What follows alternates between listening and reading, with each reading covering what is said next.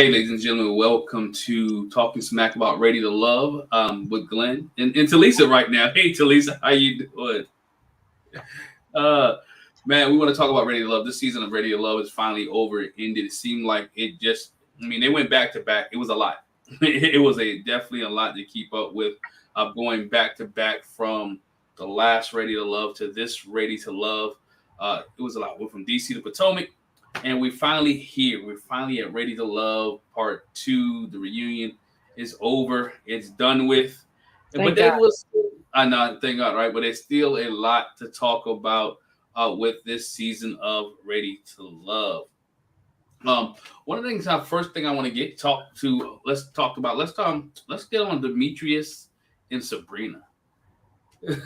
What was your thoughts on Demetrius and Sabrina from this past episode, from this whole season of Ready to Love? Well, looking at the finale or part 2 of the reunion made me even more confused about their whole connection. The way she talked about them felt real dismissive, or him felt real dismissive, real it's whatever. Yeah, we it was cool and everything, but I didn't really like him like that, is how I felt. It felt very much so detached.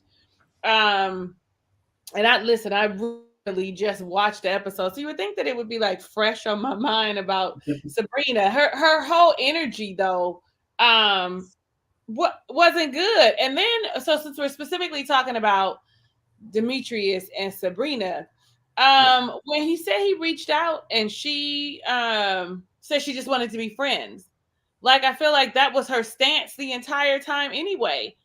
So she was just doing the things necessary to stay, and she felt like she was guarded to me the whole time. The whole time, anybody who are defending herself, guarded. It felt like anytime anybody said anything to her, it was like, I need to defend myself. She felt like she was being attacked, at least in my eyes. I don't know. No, I totally agree with you, because you think about it this way. I think we did in our review. We talked about it. She was divorced and no one knew why. Right? At least there was some people who were divorced and they were open. Clifton mentioned about his divorce and why he was divorced. Donovan talked about his divorce and why he was divorced. Demetrius said, "Look, I cheated.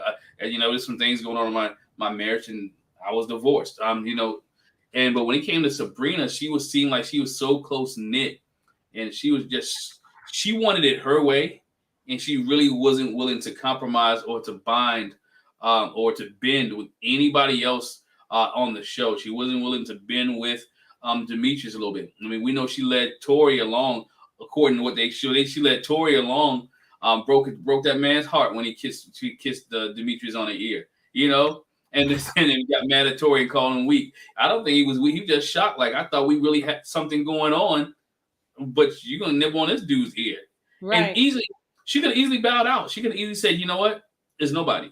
Long time ago, she could have bowed out long time ago. And you made a good point about how she called him weak, which makes me feel like this is the exact reason why Black men in particular don't want to be vulnerable, don't want to open up, don't want to say how they feel, don't want to have any emotion. The only emotion he's supposed to have was to be angry, but he was hurt, and it was apparent that he was hurt.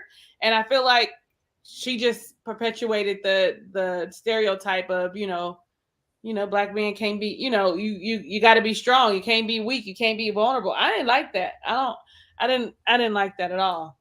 No, I didn't like that either, because the whole series made him seem like he was weak. And again, as Black men, you can have feelings. It's okay to have feelings. As Black men, it's okay to be hurt. It's okay to be disappointed. It's okay not to go off. It could be okay to just deal with yourself. So you know what? I need to take a moment and get myself together and how to respond. Yeah. It's okay to be shocked. It could be okay to be shocked, because you put all your value into this person or into this thing, and now, boom, it's gone. So it's it's to me, Sabrina was, she was there. I think she was there for first at love. Then she realized, you know what? I might well just go ahead and start adding people to my group so I can stick around a little bit longer. She knew she didn't like Tori anymore. She knew that Donovan was maybe a little too much for her. And then when it came to Demetrius, she knew Demetrius was hurt, that Demetrius liked her since day one, that she's always been on his top. And that's the thing that they say. That's what men say about women. We always got somebody in the wings waiting. Go ahead and leave her, because there's always someone waiting for their opportunity. And I feel like Demetrius was her in the pocket guy. That in the pocket. In the pocket. Anytime I need, there was one of the biggest issues with them is that she didn't want to submit. When his friend talked about submitting as a show presenter, I'm gonna keep saying the show because the way they did it, they made it seem like this was the big issue between those two. That she didn't want to submit any power to anybody. I mean, to the point where she even talked about, I don't even want to take my husband's last name. I mean, I think, and not even with that, but not even on the husband last name situation, because each his own, but just submitting, having somebody because we submit in marriages all the time. Without even knowing we submitting, but we submit. And I think that the problem is when people in general hear the word submit, they hear subservient. They hear, I'm going to do what you say and that's it. When that's not what it is about. In marriages, submission is really compromise. Submission is yielding or bending, understanding, making agreements. It's not about being subservient. You do what I say or else. That's not what submit means.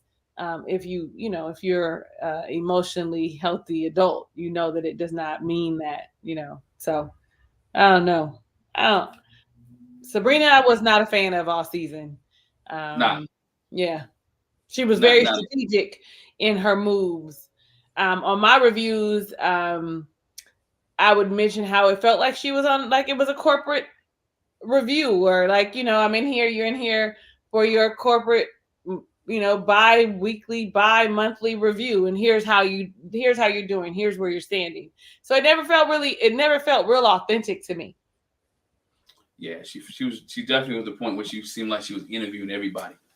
And see what she can do, and see what she can play around at.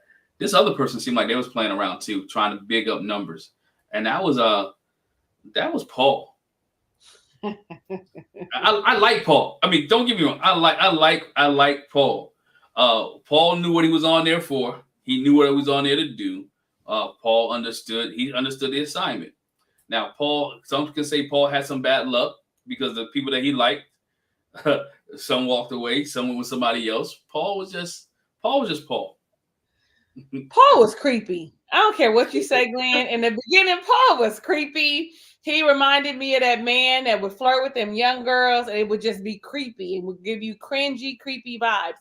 But I am going to say that he redeemed himself towards the end. He started showing us who Paul is. I think the beginning was Paul with the homeboys being, himself.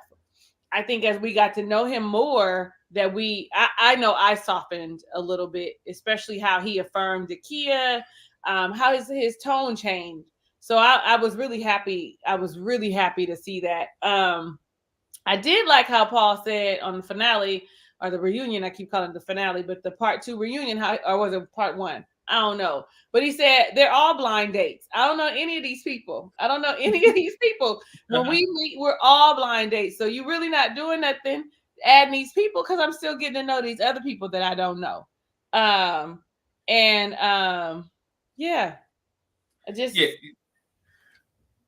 Paul, I mean, I think Paul at first, I think everybody who watched the show at first thought Paul was creepy, right? Thought Paul was going to be the first people to go because he's PO and because he know how to deliver. First of all, that's kind of corny anyway. That's corny. It's very corny. Like what, sir?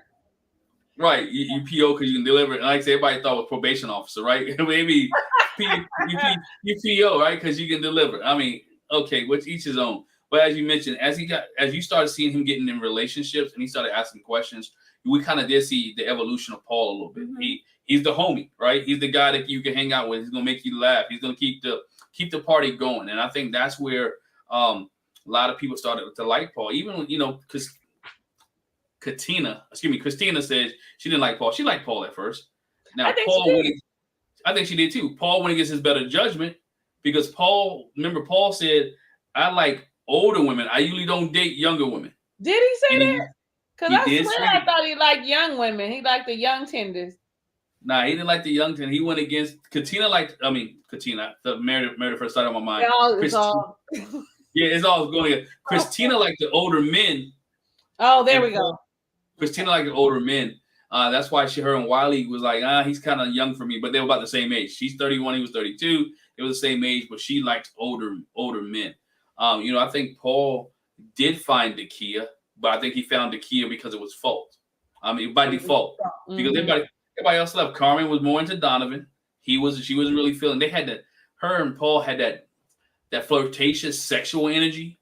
That's all they could talk about. Was like, okay, sex stuff. From what we've seen, and there was nothing else to it. Yeah, and I think I would agree, because I think that Paul realized that though at the cabin, and he was like, "This isn't really the energy that I want. Like, if I really somebody, to love, then I don't want it just to be sexual chemistry, which is that's all we saw from Carmen on camera. On my channel, I always get the two wrong, Carmen and Zakiya. Yeah. I always switch them up, but I mean Carmen, y'all. Carmen. She always gave off that energy. I always used to be waiting for her substance to show up. So yeah. And then when I think about him with he also with Christina, and you did say she pretended as if, oh no, I didn't have a connection with him. I didn't really like him. I was just doing something, but I was shocked to hear, her say out loud that he wanted her to eliminate herself so that they could go out on separately, because I'm looking for the gossip. Okay. And I just thought to myself, that seemed far-fetched to me, that somebody would be like, especially if they're getting paid, that somebody would say, leave the money. I'm gonna come with you. Yeah. Versus let's fight this out to the end. That just seemed a little weird. It did seem weird. Let's make it to the end. I think when Tina was just fed up, she just didn't like the process. It was much. I really do. When she said it was much, it was a lot more than she expected. It is. I mean, you think about it. You got to film when they tell you to film. Or you got to be where they need you to be. You got to have a heart. You got to have a full. You got to really work. It's not like the season when they was on a ranch where you get stay here. This is what you do all day, every day, right? You're on camp. You're at home, and they allow, and you have a young daughter. So you have all this that you have to do, and it's a lot. And 4 or 5 people to talk to them on the phone, and so I can see where it could be stressful for people that's not their norm, if they don't know how to manage and float through that. Absolutely. But somebody out there not that you don't like. There's no all these dudes, none of them you're attracted to. She did say that. She said nobody had the it. I didn't get that it feeling, like they're the one. And so with that being said, you should have bowed out a little more gracefully, though, instead of just disappearing and ghosting. That's showing your character too. Like, so if somebody's watching and find you attractive and meet you later, this is a red flag that they are going to remember. Like, you did not know how to communicate the fact that this isn't for you and I need to bow out gracefully. That would have done her more of a service than what she did. Oh, definitely. I mean, even Ghost and Tommy, right? He's the producer of the show, whether it's staged or not, whatever case may be. I still got some questions about that. But even then, according to past people on the show that I've talked to, before you can leave, you're supposed to speak to Tommy before you can just walk off. So somewhere down the line, she spoke to him, whether she before or after she ghosted him, it happened. They made up stuff about. She said they made up the stuff about her car breaking down. She just didn't want to come. Just say, hey, I didn't want to come. Yeah. I didn't want to do footage. Y'all can take whatever y'all paying me, take it back. I'm done with it. I mean, I think what you said was key. If you're gonna leave, do it like a woman. Do it, yeah. Do it.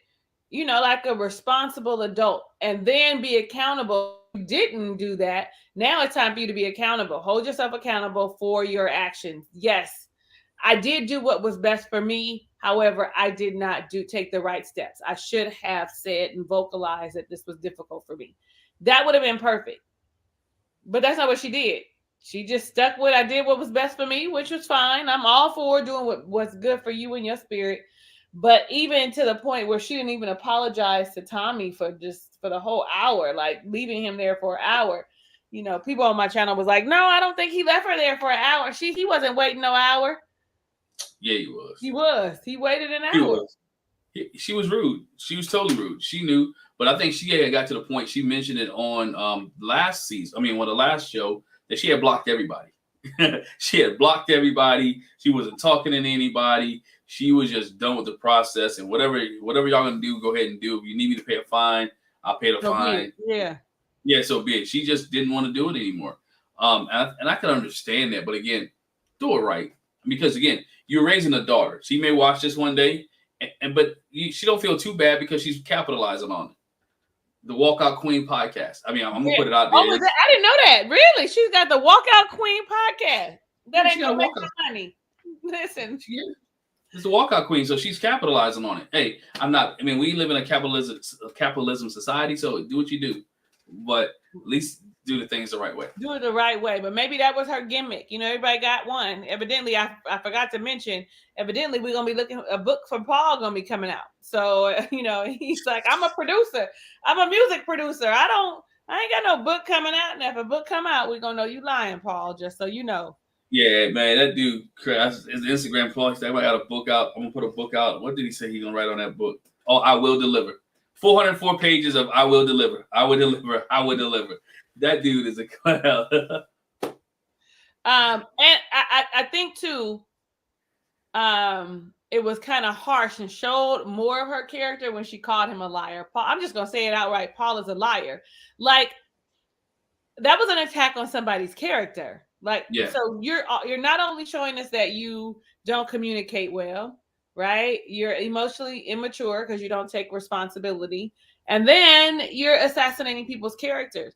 People watching this who are mean-spirited will probably enjoy that. But your future love is let's not say because it's somebody for everybody, especially if you don't do any growing. It's going to look at this and be like, wait a minute, sis. I don't know. Yeah. You know, and again, she has too much TV time that that she didn't really do anything. What did she do? You know what I'm saying? What did she really achieve on the show? What did she contribute? I mean, what did she contribute? We got a soundbite. We got a storyline. She left. Mm-hmm. That's what she was going to go home. Yeah, she was going home. I think she knew she was going home in the cabin anyway. And so she instead of telling people you're not ready to love or hear the words you're not ready to love, she decided to bounce. Whether she told the producers or not, I do believe she told the producers she was leaving. It just didn't get to Tommy, whatever case may be. But she knew she was going home. It doesn't take rocket science to realize I don't have any connections. Like right. Tori knew he was going home once H didn't show up. He's like, okay, I'm next. I'm done.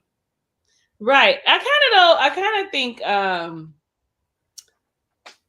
oh God, I just lost my thought because we were talking about Christina, and I was like, I kind of feel like she had a connection with Donovan, so she still had a possibility. Like Donovan really was checking for her and really was concerned, and I feel like if she had showed up, Carmen would have been asked out.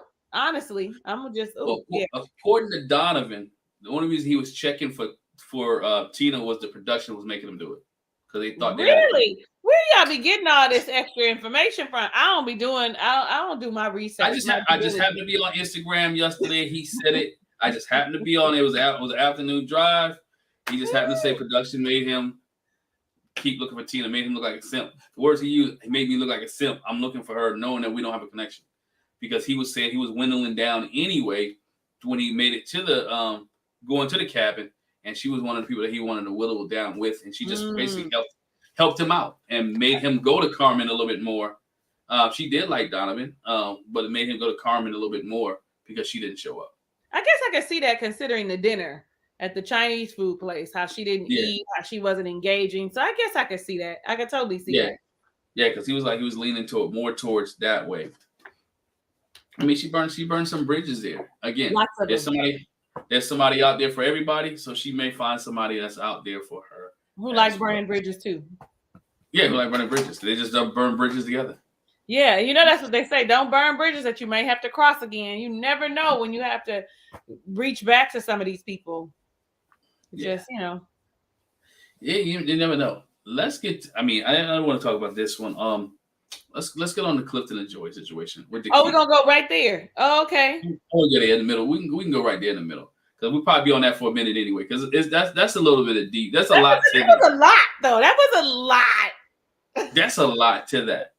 It's a lot. because Clifton and Joy got hooked up day one. They knew they loved. They not say love. They liked each other day one. They knew they wanted to be with each other day one. Which I said in our review, if you find your connection day one, yeah, and you know that's who you want to be with, I think they should let you go home. Oh, that would be different. I think they should let you go home. You shouldn't be on in the rest of the show because you found again the show's called Ready to Love. But I don't know if that's fair though, Glenn. Like I don't know because I just met you and I have a connection with you doesn't mean I know you. So in about 3 more episodes, like we seen with Sabrina and Tori, you might find out I don't like him. I changed my mind. I like this dude, this Joker over here instead. So I don't know. Maybe I could see a twist like that. But maybe at like episode 4 or 5, when you see that people have really strong connections, maybe. Okay, I don't know. I get that. Once you find out this is because when they, I think what was it, Clifton and Joy really was locked in when they was in the beach house or at the beach party. At the beach party. Yeah, where they played Truth or Dare. She was like, "Oh, this is my connection. This is my connection." So if they would have sent them home then, if they would have been both been out, it would have played a different. What would have happened? Would a different Richard again? Would they have still been, and would they still be connected like they are now? Right. And it wouldn't hurt the kid. It wouldn't have hurt Zakiya's feelings because she already knew. Listen, that whole thing. That was. I thought to myself, I know you lying, Joy. I know you lying, Joy. Cause I feel like he was still having conversations with the lady. He was still engaging her, no matter how much you could see it and you knew it. It was I got Zakiya in the pocket, my pocket kind of syndrome for me because he kept talking to her and kept, engaging her and feeding her oysters because oysters was after. What did she say? Everybody knew after. The beach house. The beach. Okay. Truth or Dare. So you telling me that you're gonna get that oyster and he gonna eat out of the shell that look like the vagina, drink after her and stuff, and she wouldn't feel like he's got some interest in her? That is so unfair. He owed her an apology. He owed not an apology, but he owed her to say, I am going with my strongest connection ahead of time. He knew before the beach house, before he said he would cuddle up with her on that couch.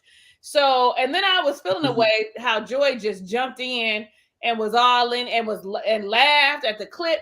I thought, I know you lying, girl. This is insensitive. You are being insensitive to this woman's feelings. No, she wasn't in love or whatever, but she was invested because he had to be telling her something. Yeah, he had to be telling something. I mean, again, according to him, that production was making him date Zakiya. He had told them already that he wanted Joy. Where you hear that on Instagram again? Yeah, it's out of Clifton's mouth. I'm just saying he said it. He said it. And then for that to be true, though, he still should have told her ahead of time. And the girl was hurt the woman was hurt on that couch. It still affected her. And because you being nice, Joy, like Joy, I liked you the whole time, but you did not have to come to his defense. That's a grown man that could talk for himself. You did not need to mama bear him, lioness him. He had it under control. You could have just stayed quiet, and I still would have thought you was sweet as pie. But now I don't, girl. She showed us. She gave the other side. I mean, she gave the other side. She showed it to us. She showed it again. When that red light is on, everybody has got posture. But when sometimes you only can hide who you are for so long. Until it hit that wound or hit that trigger, and that trigger was don't come after my man. Don't come after me. Listen, and anybody who has been in love, been married, know that especially if it's another woman, you coming after my man, oh, let me get you. Here I come. Because honestly, men shouldn't, I don't know, be going back and forth like that with a woman. Like, so I could see part of it, but it felt mean-spirited. And I'm gonna stand with he owed her. He owed her to be like, I don't like you like that before the happened. I think it's too. I think so too. He should have told her before that. I think what she really should have known when Joy put her bag on the bed with Clifton's, and she like, I'm sleeping here tonight, and then they came out in onesies. If you didn't know that was her man at that point, you should have known then. And whatever he was telling you, whispering in your ear, sweet nothing, taking you to meet his friend, all that other stuff. When that cabin happened and those two slept in the same room with each other and had onesies, she should have took everything off the table. Well, that's when she had no choice. It was too late. It was too late. She didn't have no choice, Glenn. It was in her face. She was being slapped by it and had no choice. By then, she had already fell for whatever lies he was whispering and affirming in her ear about how they was gonna do whatever when they got there. Mm-hmm. And then it just slapped her in the face. He should have said something before. Yeah. Yeah. I'm gonna ask you and the listeners this question. Made me think about this one. And if Eric had never touched Zakiya that way, would Clifton have even been in the picture that deep? He would not have. He would not have. He wouldn't even have been a thought. I think that they had a little bit of a connection, but she was all in with Eric. And had Eric not mistakenly moved his hand or whatever, I'm gonna say mistakenly, but it was on purpose, that he would still be there. He would still be there, and he would have been at the end probably with Zakiya. And since we there, can I say something? Go ahead. So I was like, okay, Eric, don't let her pigeonhole you into a place that made it look like you were predatory. He said we were having these conversations. We, did he say they kissed? I can't remember. But that that the energy was there and he felt that it was appropriate. And maybe she was a little embarrassed that he would grope her in front of all those people. But I feel like he thought that it was okay. I mean, it's never okay, but he thought that the vibe that they had permitted him gave him more access to her than he thought. They was in there like high school. I feel like they must have been like high school students kissing and grinding and rubbing and stuff that made him feel it was comfortable. If you're not a creep, that's not what you're doing. I'm not saying that what he said was okay. What he did was okay. But what I'm saying is, if you aren't a creep, that is not what you're doing. You know better. You are feeling the vibe of what, he's a celebrity chef. He's all these people that could totally, ruin his life. So I don't know. I'm not condoning. Listen, y'all don't come for me because I'm not condoning it. But I'm just looking on the other side. I'm looking at the other shoulder. Like, how much did she like him when the cameras or the people weren't around, that made him think that was okay? What kind of FaceTimes and video chats were you guys doing that made him think that it was okay? Now, I'm glad he apologized, but yeah, I don't know. I mean, same question I had. I mean, same thing I thought. What made him feel that was okay? I mean, most guys are not just going to grab you and grope you. Now, I think the issue was Paul was there. Donovan was there. All those people. Mm-hmm. All those people was there, and maybe she was the only female that was around at that time, and it made her feel uncomfortable. He made her feel uncomfortable. Possibility, yeah. And so now she feel uncomfortable because there's a lot of guys. I may be the only girl, and so I'm feeling uncomfortable because you touching me this way. And again, I thought the same thing. Like, what have you guys done before to make him feel comfortable to maybe even do this? Has he touched you that way? Has he touched you that way outside of public and people? Have y'all been hot and heavy, kissing, hugging, all this other stuff? And he was like, So it's just a lot. And again, for him to eliminate himself from the situation in the way that he did, I think was smart from his point, because Absolutely. You never know where it go. You don't want to keep putting yourself in line of fire. To apologize, he said he apologized to her directly in a text message. He apologized to her again. And again, one thing about apologies, you can apologize, doesn't mean the person have to accept it or receive it right then and there. Absolutely. Absolutely. And she did make a good point where she turned around and said, what the F is wrong with you or whatever. He should have immediately apologized. He should have immediately been like, oh, I'm sorry. I didn't mean to offend you. That probably would have changed the trajectory too. But listen, it's a whole mess. To be certain, consent is important. Make sure it's an emphatic yes before you go putting your hands on somebody. An emphatic yes. We live in a day and age where you might need somebody to get a video message. Is it okay for us to? Is it okay? Is it all right for me? Is it okay for me to? Can you sign right here? I mean, yes, you might need. You might need to start getting that in this today's society, because especially you lose some things and you never know who you're dealing with. It's been countless of people, not just men, but women as well, who've lost careers behind of he say or she say stuff, because it didn't flow the way it was supposed to flow. Right. When two consensual adults said yes, and you got to make sure people in a clear and right mind too. So it's a whole different. It's a whole were different. They drinking too? That's a whole thing too. Were they drinking? They sound like they was out having a good time.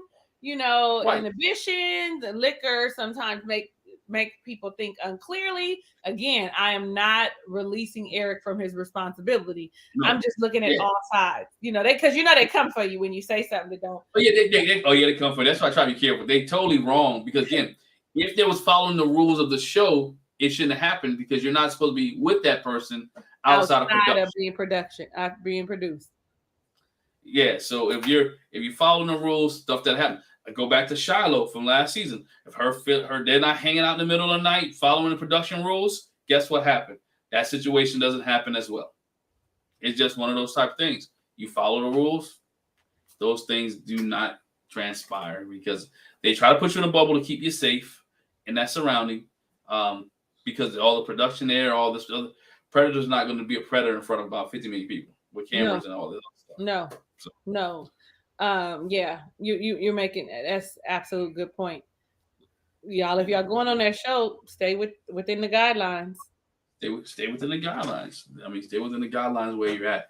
But Zakiya seemed like she had when you look at the show, Zakiya did have some problems, not just with Eric, but she had Clifton coming after her. She had Joy coming after her. Paul kind of, I don't want to say he strung her along, but she made it to the end, but didn't find a man. She kept it to, she kept to herself, or she found herself. She went through a lot during the season. I mean, just because of who she is. I don't know if she brought the negativity on herself, but she went through a lot. I don't know. I feel like I don't know if she brought it on herself, but I don't think that she was conscious of, especially when I think about the Clifton triangle. She wasn't conscious enough, aware of what was happening around her. Like she had her blinders on. Even so with Eric, whatever comfortability he had with her, I think that she needs to be a little more aware. And, I'm not saying anything bad, but she is a software engineer, and sometimes engineers are a little socially awkward and can miss social cues. Now, she doesn't give you that off top, but maybe there are a few things that she might have missed. But I think that the one thing she should do, I know she now got her a boyfriend and was on vacation with her boyfriend, but what, they ain't taped in like 6, it's only been like 6 months, right? Or something like that. You got a boyfriend already going on vacation? Yeah, 6-7 months. Yeah, something like that. So hopefully it's somebody she knows. Because what did she say? He's been around. He's been right in my face the whole time. So hopefully, it's somebody she knows. But somebody she deal with. But that's the other thing too. Would she have had Eric if Carmen was still? Because Carmen was swearing she wanted Eric. It's just one of those things where if certain pieces stayed in place, Zakiya could have went home early. Paul would have definitely went home early. They wouldn't have any connections, and we would be talking about Carmen and Eric, or Donovan and somebody else. Yeah. With that situation. Speaking of Carmen and Donovan, how do you like those two?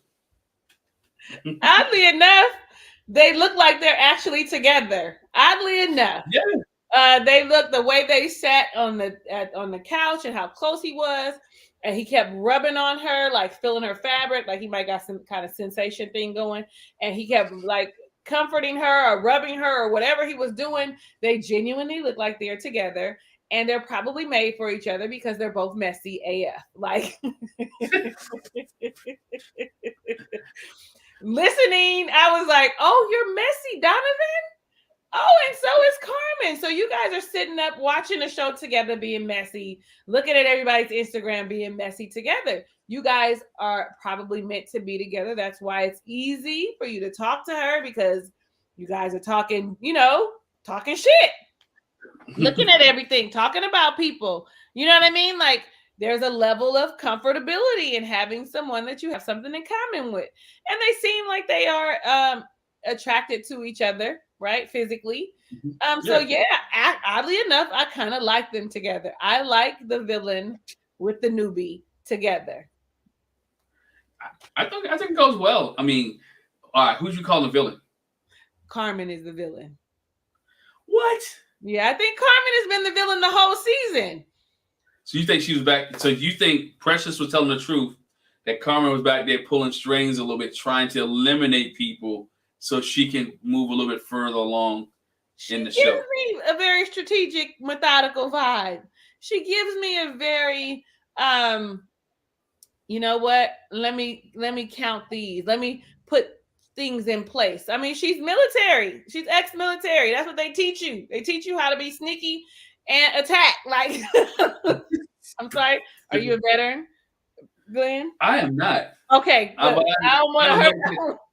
I am a military child. My dad did 30 years, so I've been around Army bases all majority of my life. So I understand what you're talking about. They have a plan.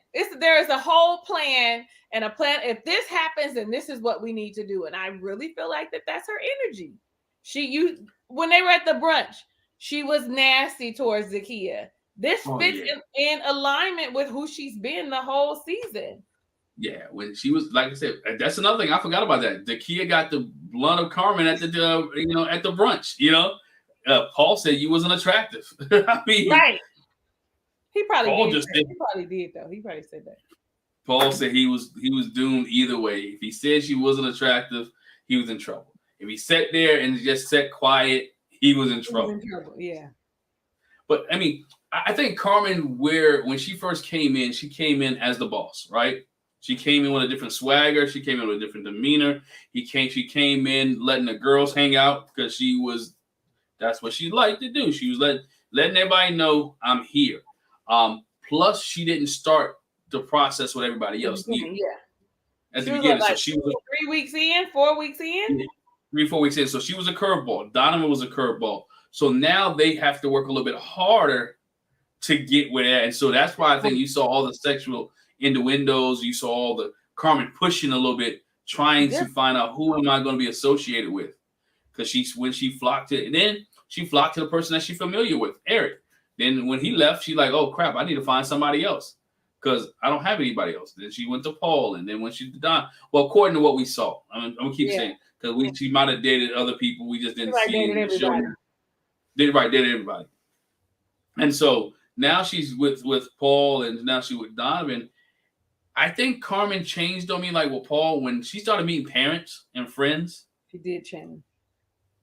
Well, either she knew how to play the role because she dressed when she met mamas and she was dealing with her mom. She covered up, her outfits changed, her hair changed, her demeanor changed. She became the church girl. Yeah, absolutely. She became the woman her mother raised. That little girl her mother raised in the front pew, or because mama probably started off as a deaconess. Listen, the one that she's supposed to be in Sunday school, that is such a good point, Glenn. I didn't even think about that, especially after meeting the mother. That's a good point. Yeah. She knew how to carry herself in certain settings. And in certain settings, she knew how to carry herself when it was just them. And when she was with people with respect, she knew how to cover up. Let me be more presentable. Let me be what my mom, as you said, I like what you said, as my mama raised me, to be respectful, to be that, the church girl. The church girl. I've seen girls like that in college. Monday through Friday. Through Friday, they just running. Hell, when daddy came to pick them up on Friday, I was like, hey, you had that in your closet. Where'd that come from? I can't even see your ankles. What's going on? What's going on? But that's what Carmen did. And she put it on, and she won Donovan's mom. She did. She won Donovan's mom, and vice versa. Donovan won her mom with being so honest and open and and saying everything that was correct about, he was honest about his divorce, honest about cheating, honest about all those things. And I think that's one of the reasons that Carmen kind of gravitated him, because he was honest. He was very honest. I'm gonna give him that, but I don't think he did that good with her parents. Well, maybe the mother. The mother was smitten, but the dad was not. The dad was not. Dad reminded me of myself. Like, yo, I'm asking you every hard question there is, and I need you to get me the answer, the correct answer, and I need it now, bro. Don't wait too long. Don't wait too long. But I think Carmen and Donovan, I think they can work. I think they can work. They're the same. They're the same. He comes off very attractive. He is coming out with his, I'm a big tall man with a deep voice. I'm attractive man. They're the same, in just a female and a male version. Literally, I'm not gonna change my mind after that. After seeing that messiness, I can't do it. I can't do it. Oh yeah, no, totally. I think they will be. Now, do you think they'll stay together? That's the question. That's the question. I'm expecting to see. No, I don't know. They might work. They might for a little longer than most people, just to prove that they work. But eventually, maybe they're gonna go separate ways. If Sabrina is right about Donovan just wanting anybody, or if he had gotten there earlier and would have picked Joy over everybody. If she's right about that, then definitely they're not gonna make it. Definitely they're not gonna be I don't know. But I like them together, so I'm rooting for them, and I want them. I'm rooting for them. I didn't even have a problem with the Joy comment though, with him. Remember, he was a curveball too. It's like, I think they get caught up in the show where I'm not supposed to like anybody else. These guys and girls supposed to be dating 10 people, and so if I like this person, I like that person, I like this person, I'm supposed to weed them out. So if I think, even though I ended up with Carmen, if I told you that, during our dating process, that I thought I would end up with Joy, but I bowed out because Clifton is with Joy, what's the problem? I realized that this man has a better connection than I do, and I'm gonna bow out. Well, and you did see them talking on the bench at the cabin, and you could see that they had an easy flowing conversation. And you could also see that Carmen was, with Joy. You know what I mean? So I think she knew that they had been speaking previously. Right. So I don't know. I know I want them. I honestly like them together because they are the same. They're like, I don't know what you call them, twin flames. Maybe they're supposed to be together. Maybe. Go ahead. I was just gonna say, because we're talking about Donovan, that conversation between Donovan and Sabrina. I'm trying to kind of remember, like, what sparked it, but it was, I don't trust this woman. That whole kissing off the camera, there it is. Yeah. It just hit me how he went and told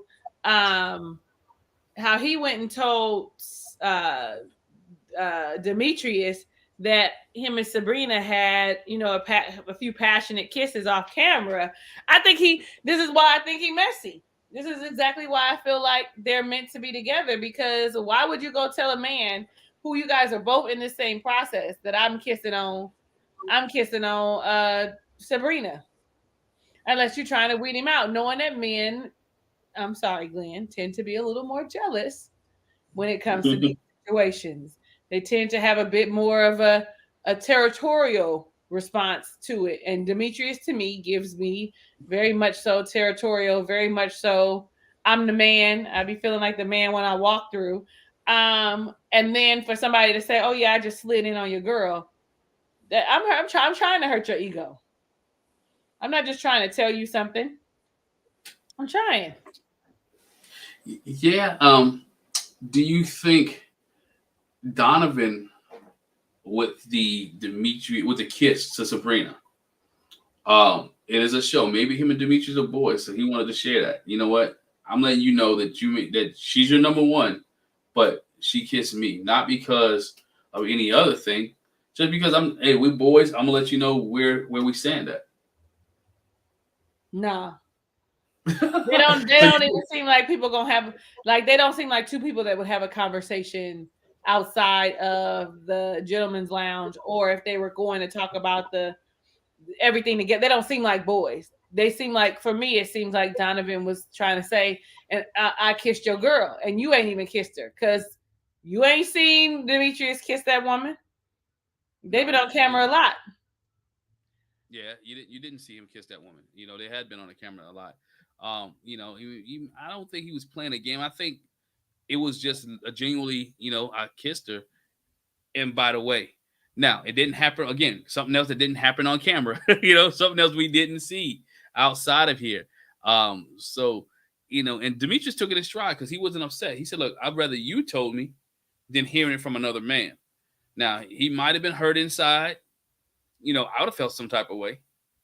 Like if me and you, I'm your number one, and me and you together, and I know this is a show and we dating other people, but I didn't even know he was in the picture.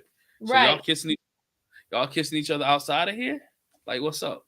Right. And you know, since this is the first time they've seen snippets of the show, they Right. hadn't seen snippets because this was done right before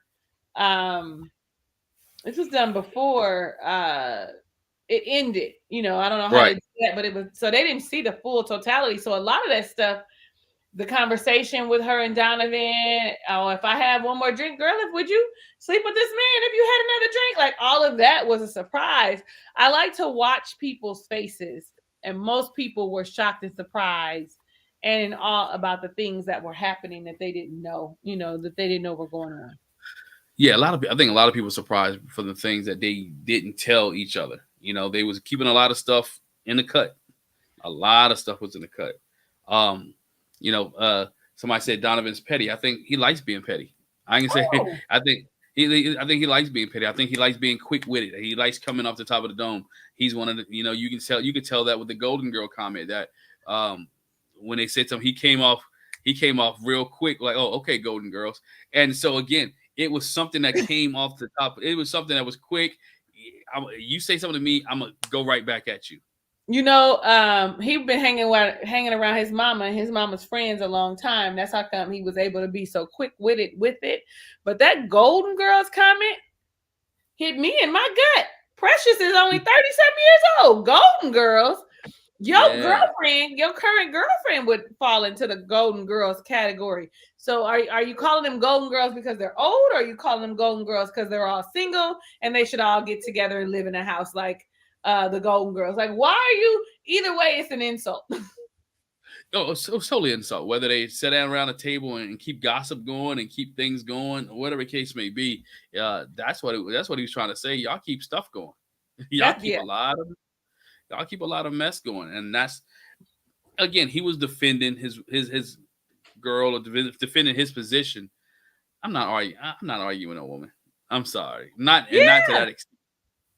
Yeah, Demetrius said, "I'm not arguing back and forth with you, Precious. But listen, you was a little disrespectful and a little dismissive and a little chastising. You were a lot of things, and she just couldn't handle."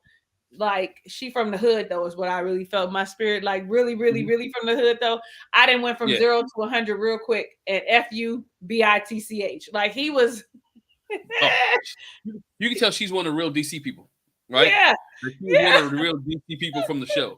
She's not an implant from somewhere else. She DC. How do you know she DC? Because she knew Wiley was Chuck's son. You know what I'm saying? She recognized him. She's from DC to go. But even I don't think Demetrius really was chastising her when he talked. I don't know. I didn't like it. I didn't like his tone. I didn't like, and I get he was like, I'm not gonna go back and forth with you, but he said some other stuff that made me, what if you're gonna sit, you need to sit down and listen. First off, you're not my daddy. I'm gonna keep talking. So I felt that in my spirit. That was a chastise, Glenn. They like, not cool, they're not friends. He was like, he said you can sit there and listen. And he said, if we're gonna talk, we're not gonna argue. Let me talk. Now, the where you're gonna sit here and listen was the trigger. The rest of it might have been okay, but you're gonna sit here and either you're gonna sit here and listen it was the trigger. No, I'm not gonna listen. As a matter of fact, now here I go on and on and on and on and on and F you. That's how you know she had no, it's like I'm upset now. I feel dismissed and I'm upset and I'm embarrassed. So now you're gonna get all this black girl magic. I totally get the trigger because no one likes to be. You're gonna be here and sit here and listen to what I tell you to say and what you do. I totally understand the trigger, but when he hit that trigger, she went off. I mean, to the point where Tommy was like, "Hold up, we grown here. Hold on." Which I'll get to that point later. I don't think Tommy does enough to gear the conversation and make it go the way that it's supposed to go. He let them kind of flee for. I like that though. You like that? I like when they get a little wild. You get to see the rest. If he tames it too much, we get what we saw last year with Tanika Ray. I like the tough questions. I like the free for all. I did not. Another thing though, what he said was when he said, "Are you high? Are you drunk?" I ain't like that either. No, I didn't like that, but this is what I thought. Not that. I think they knew something that we didn't know. Oh, for her and Christina. Yeah, for her and Christina. When he said that, either they cut something out or was something that happened before. When you round people, you doing things, people may know ahead of time or what's going on. Every break may not be a good break. You know what I'm saying? Every break may be a good break. Depends on what you do. I think he might have knew something else or heard something else about Precious. I just think she might have been just upset. She rolled out quickly. I tell you that much. She did. Now she was a heavy drinker because when we seen her at the beach party or the pool party or whatever the party was they had, and he talked to her, which kind of preempted this thing. She had a glass in her hand that was full, and you could tell her words were slurring.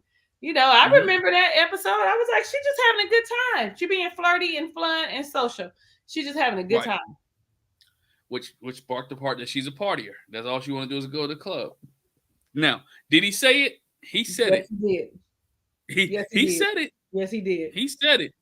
I don't think he ever owned up to it. He said it, but by him saying it, she's kind of right. You said it in the gentleman's lounge, and we gotta get rid of somebody.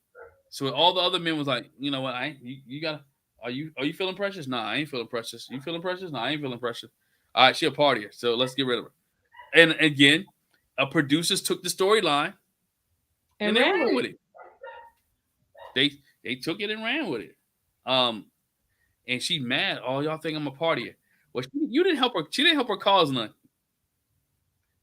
No. See, that's the thing. That's the thing. She didn't help her cause none. If you wanted everybody to think that you're a lady and that you're not a partier and that you're not this, she should have carried herself and conducted herself in that conversation with Demetrius a little bit more ladylike. I think that's the key. There, but then Glenn on in the next breath. I mean, who are we to say what a lady looks like? True. You know what I mean? Like, when we get upset, everybody comes out of character. We all get out of our character and look, act and sound a different way. So I'm gonna give her some slack. I'm gonna give her some slack and hope that she finds someone that is equally passionate about her as she would be about them. I mean, Precious one girl. I liked Precious on the show. I thought Precious was cool. I thought she would be somebody that you could hang out with and somebody that you can. We're talking about hanging out with somebody that she was true to who she was. Yeah. On the show, she was true to who she was, and that just at the end of the day, she didn't fit with everybody else. Yeah, and that's what Disco Sprinkles just said. The guys just made that as an excuse. No, she didn't have any connection. She had any connections. She got into the friend zone. She was cool. Somebody hang out with, go catch a game with, watch a movie with. She's not cool to date or bring home to mom, and that's fine. She may not be for none of y'all, and she has to understand that too. And that's why I think I don't like the phrase "you're not ready to love" at the end of the show, because I think some people take it to heart. And it makes them feel some type of way. Look at Laverne. He wouldn't even let Sabrina say it. Because he took it to he was taking it to heart.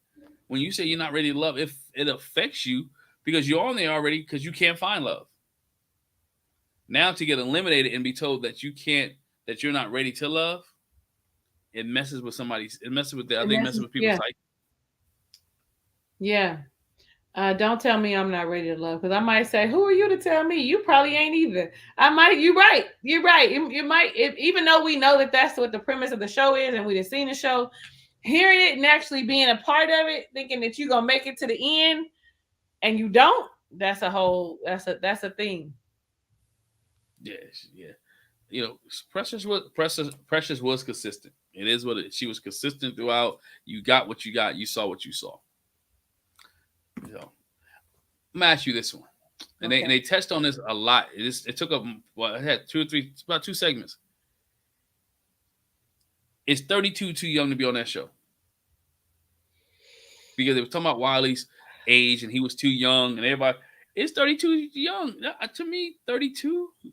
Let you. Now, as a 45-year-old woman, would I date a man that's 32 years old? He would have to really present himself mature and emotionally mature. If you don't have women on there that will date a woman or men, that's such a double standard. Men will date a woman that's 32 years old and be in their 40s, but women, we won't date a man that's 32 that's in their 40s. If we're in our 40s, we're not going to do it. It's always, you a baby, because it's 20 years. But if Erykah Badu ain't showed us anything and Keisha Cole ain't showed us nothing about dating somebody half your age, I don't know who else will. Right. If he is mature, and Wiley seemed inexperienced. And so that was my issue with Wiley. He did not seem to have the experience to date these ladies who were well advanced, who looked at him differently. He didn't have the experience. Now, I feel like this show is supposed to be meant for people 35 and up. So your question was, is 32 years too young? Yes. They need to be 35 and up. This is for the grown folks. Like 35 and up are the people that they say have the toughest time finding love and having a date. He's still 32, so he's on the cusp. Can get somebody in his 20s and get somebody in their 30s. So up to the mid 30s before they be like, But yeah, it might be too young. Well, Wiley was 32 is too young. Because Christina was about the same age as he was. Yeah. She was around the 31, 30. So we saw some of the immaturity come out a little bit in this, with her. Is 32 too young? Nah. I think if you like older women, I think you said if you have your stuff established and together, 32 could be where you at. And I think his 32 is that he was shy. 32 that he didn't really. It came off. Well, it came off shy. It came off shy. He seemed very shy. You're right. He didn't come off carried himself like, you know what? Yeah, I know I'm 32, but guess what? I have this going on for me. I'm 32 and I do this. I'm 32 and let me show you what how this 32-year-old man can treat you and woo you and take care of you. Let me show you X, Y, Z. And I think if he'd have came off a little bit like that, he might have walked away with somebody. Now, granted, he ended up with Tiffany after the fact. They're still together, or they're still dating each other. Talking or whatever, right? Yeah, talking, whatever. But then in the same breath, he showed his youngness. Oh, you stalking my Instagram, huh? You looking at my story. And when he started doing that, I said, yep, you're helping them prove their point. Because that's what a young person says. Yeah. You are helping their cause by saying that you are too young for me to date. Yeah. Because you worry about me looking at you. Because I look at your story, don't mean I'm stalking you. I'm interested in you and I'm stalking you. We're friends. Your story is up there. Guess what? Sometimes they just automatically go. You know what I mean? But she might have been going to look to see. She might have been going to look to see if he had something to say about her saying that he was so young. Yeah. And you know how stories are. And you look at one person's story, next thing you know, you don't next 5 or 10 minutes, you don't look at everybody's story on your thing. Mm-hmm. Yeah, yeah. He was. He. I think he had some stuff going for him, but at the same time, nobody was really feeling him. And he wants kids. Now, when you get to some of these women who's like 35, 40 years old, they're not trying to have no more kids. They already have their kids. Carmen already has a kid. Joy, I don't think Joy doesn't have any kids. Joy doesn't have any children. Yeah. The Kia has a kid, I believe. You know, Tina has a kid. So you try to ask people who already has kids because you young buck. Yeah, yeah. They don't want no young. They want to start over. Yeah. It's not if you got teenage kids. Especially if you have teenage kids. And that's a big point too. Miss Diaz, no, it's not saying they're not saying that it's 35 and up. I'm saying that it should be 35 and up. And I just feel like the show did him a disservice. They should have had more younger people there. And one of the things that surprised me is that the fact that they're going Clifton and Joy they're gonna try and make a baby. They're gonna try and make by March. And by the time we get to our 40s, we have our eggs our entire lifetime from birth as women. And so by the time we get to 40, they start diminishing. They be gone. They're disappearing. So her chances are a little harder. And so maybe she may need some help. But my hope is if they really want a child, and they really gonna stick it out, that they get the blessing that they want. But at 43 or whatever, I don't want no more kids. When she said that, I was like, hopefully y'all get married first. Don't be out there and you having a kid, and next thing you know, y'all ain't together. I'm sorry. That's you see him with my baby mama, the 3-year-old baby mama. They ain't together. She probably thought they was gonna be together, and then they tricked us with that whole get on the knee and hand me a key. I was like, oh, I thought we was gonna see a proposal. I figured it wasn't gonna be a proposal. I figured maybe it's a pin, maybe it's something. I didn't think it was gonna be a ring. I mean, I thought it maybe a promise ring or something. I wasn't for sure about the whole "will you marry me" yet, because if he was that head over heels after 6 months. Well, it happens. It happens. Huh? My late husband, I met him in June. He proposed to me in December. We were married the following July. So it happens. It does happen. I mean, I'm not saying it don't happen, but on a reality show. Okay. And then it's successful. So that's another thing. Right. And when after she said whatever she said, she left and went to Mexico for like X amount of months. Which he said he does go visit her, every other week in Mexico. Every other week is a big deal. That means he likes that woman. And now she's like, oh, I'm gonna take a hiatus. So that hiatus, how you gonna have some money? That's what I thought. Like, you got money saved? What's your income look like? Because is he really gonna want to take care of you? Is he gonna be taking care of you, or are you gonna be singing locally? I'm gonna have to cross shows for a minute. She's Steve. She's Steve. She got money saved up. She got money saved up. Maybe she got some money saved up. Well, of course, now she's back in Mexico. So wherever she took a break, it didn't last for so long. So she's back doing shows down in Mexico. Ready to I think this season had a little bit more drama. Well, they both had drama, but I think this season had more of that teenage type drama than the last season of Ready to Love. Your thoughts? No. The Mean Girls, the brown skin, whatever it was called, Trump made that Trump this. And the mess with the pretty chocolate girl in Donovan. I can't remember her name. Shiloh. No, Zakiya. Zakiya and Don. Was it not Donovan? What was that man's name?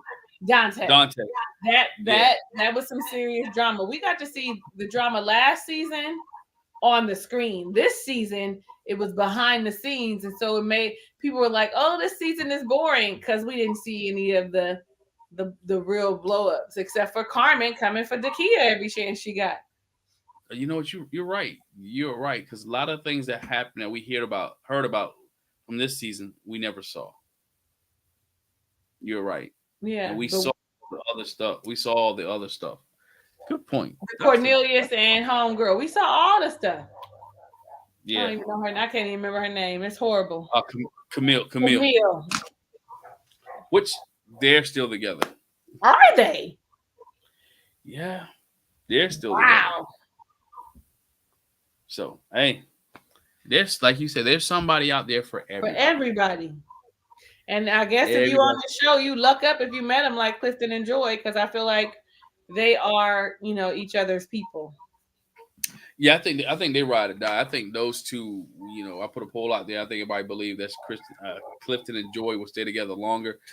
Hopefully the show needs, truth be told, the show needs both of these couples to stay together.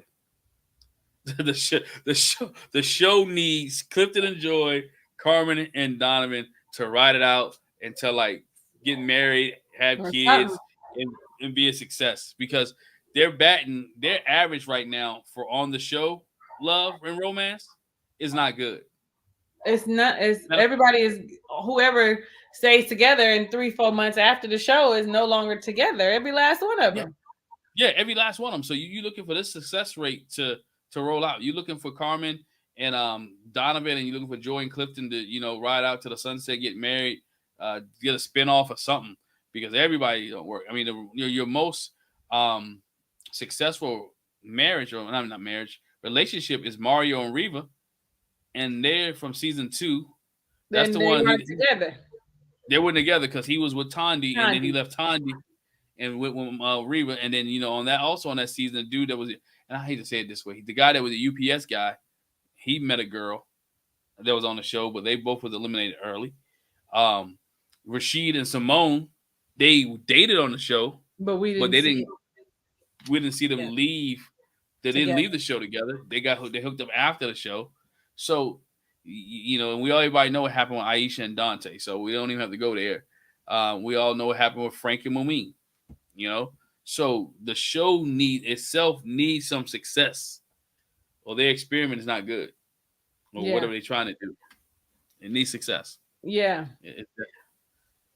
So, Right. You even had that on that season was also Frank and Mumin.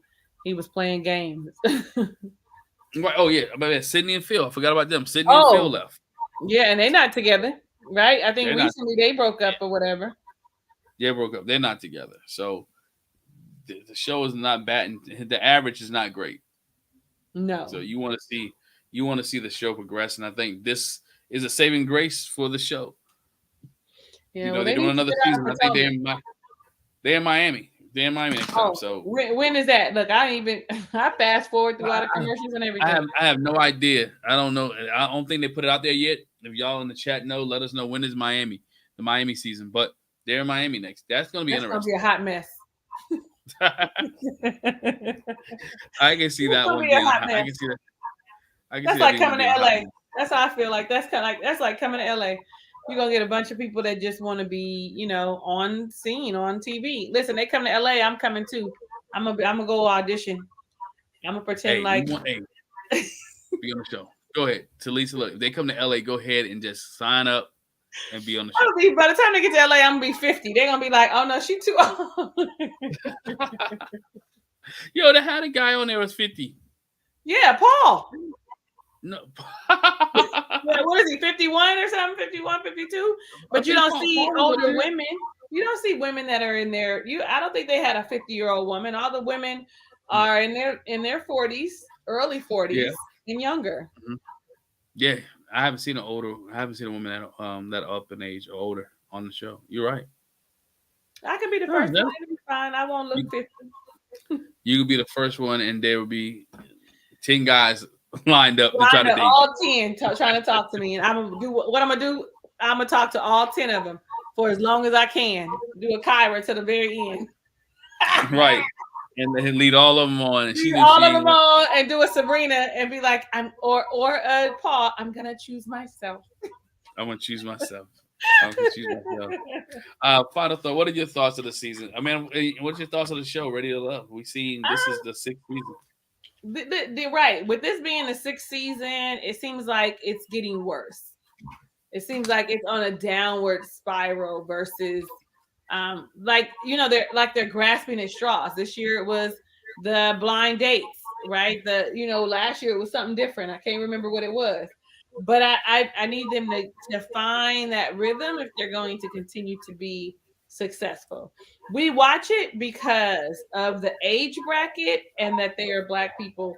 And there's not a lot of shows for us that are dating that is for this age bracket. For any age bracket, I'd rather them go ahead and go younger and make it, I don't know, 30 to, so I don't know, but I'd rather see that than what we're seeing now. A lot of the showing people that are supposed to be established and mature being real catty and silly. So I feel like it's not holding true to the pretense of the show. This season for me was the worst ever. I wasn't excited really about watching it. I mean, today is only Saturday, so for me to just watch it today, that doesn't really say much about me. But I think that they need a revamp. I think that they could use me as a coach for the women, because they need somebody to tell these women the way that Tommy talks to the men. Somebody needs to talk to the women that way. Somebody needs to be honest and real with the women, because that's not what's happening.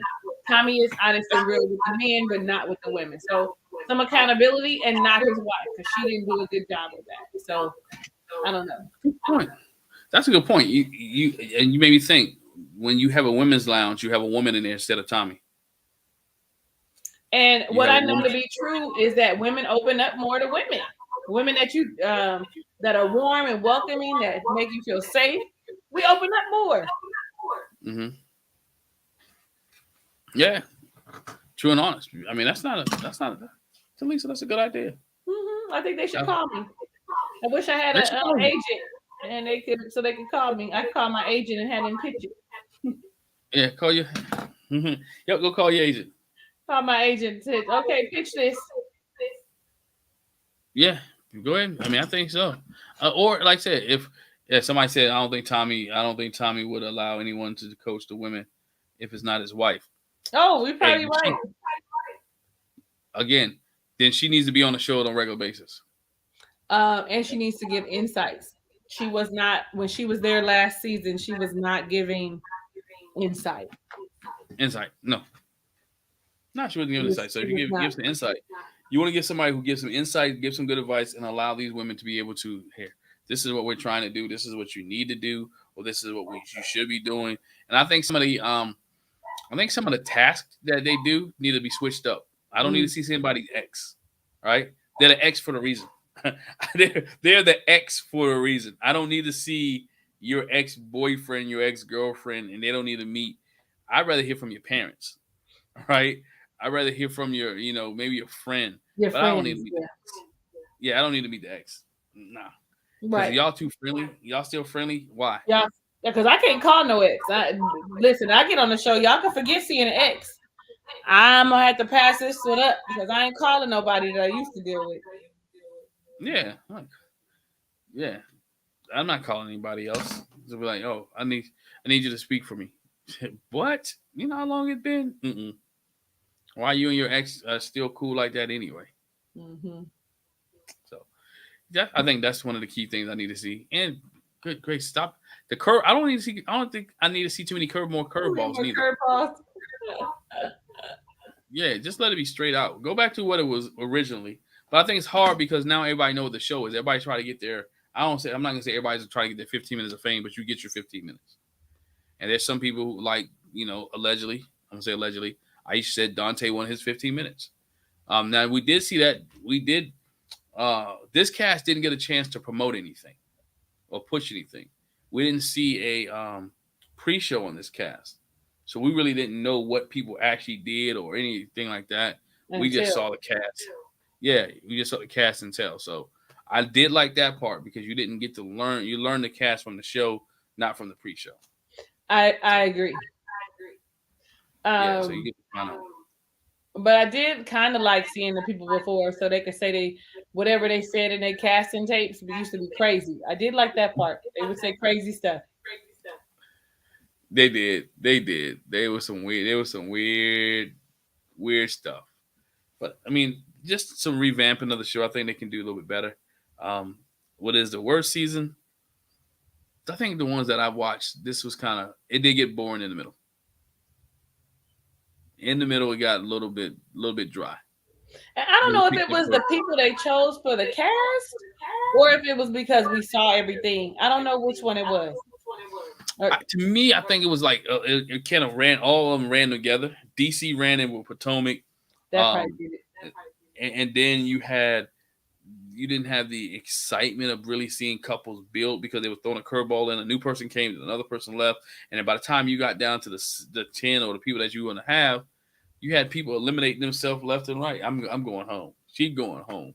I mean, Ace eliminated herself. Laverne was going to eliminate himself, and then you had Sabrina and Demetrius. Serena Demetrius eliminating themselves. Then you had Tina not showing up. It's like, if I can eliminate myself at any point, then I am. Why even be here? Yeah. Is that not in your contract that says you have to stay all the way to the end? I don't know. Or I don't know. Stay until somebody eliminates you. I mean, I don't think so. Or at least until you find a mate. So not a mate until you find somebody to love. So we'll see. Well, maybe they need to spice it up and put in some LGBTQIA plus people in there. They might, but I don't think they're ready for that. I don't think they're ready for that yet. Society is not ready for that. No, not on neither shows that we review. None of the shows we review. Society's not ready for that. Not ours. No, they're not gonna do. The OWN is not gonna let that determine it. Then they won't do that. It'll be exciting TV. Yeah. That's what I'm looking for is the excitement, because they say Australia Married at First Sight is exciting, and they got all kind of stuff happening over there. So yeah, but they're not legally married neither. So everything goes on that. Everything goes on that show. Somebody slept with them. Everything goes on Australia. So, but it'll be interesting to see Ready to Love in a whole different. Some say Tommy shouldn't be the host. I don't know. I had no problem with Tommy. I don't either. Actually, I don't know him as a person, but I think he does fine for the part that he plays when it comes to the men. Maybe they should start having like some guest people come in and be like giving their opinion. I don't know, but they have to do something. Have to do something. Well, Talisa, I appreciate you for joining me tonight. Yeah, thank you for inviting me. I'm glad I came. I almost stayed asleep. So trust me, I've been busy. Hey, but you have something out. Go ahead and promote. Oh, okay. Look, I actually have my sample. Don't be mad, y'all. I'm still waiting on the actuals. Oh, no, that's not it. My journal. I'm so excited. Y'all don't even know how when it came, I was so excited about it. Y'all can't really see it. Oh, I was so excited about it. So it's out. I'm still waiting on them people to deliver my stuff. And they talk about COVID and whatever, but it's coming. If you've ordered yours already, thank you so much for coming. I am no longer giving free shipping, but I will give. I'm giving out my little bookmarks as a free gift. Anybody who pre-ordered already will get an additional gift that I'm not going to show because everybody's not going to get it and they're going to want it. So that's a thing. But you will get this bookmark. So you just come on over to TalisaRay.com and buy yours, okay? Thanks.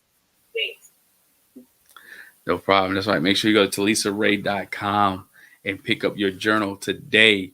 Hey, to all the mothers who are watching us, as we record this is Saturday night. Hope you'll have a great Mother's Day. Enjoy your Mother's Day. Happy Mother's Day to all mothers.